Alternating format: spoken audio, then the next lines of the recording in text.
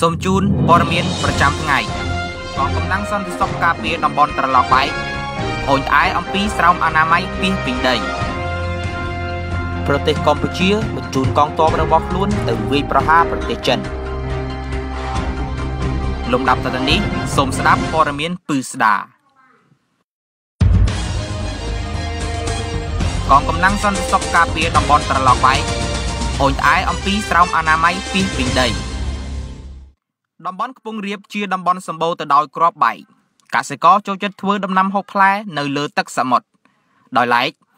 ក្រុងព្រះសីហនុជាខេត្តសម្បូរទៅដោយផ្លែត្រសក់ស្រូវ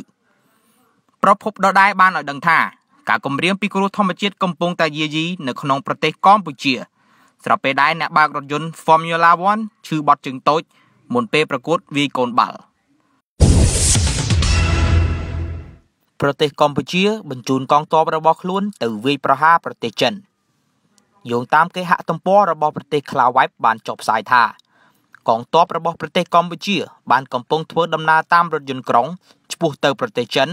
ដោយចំណាយពេលអស់រយៈពេល4ឆ្នាំទើបទៅដល់ការវាយប្រហារទ្រង់ទ្រាយតូចបែបនេះកម្ពុជាបានត្រៀមយុទ្ធសាស្ត្រ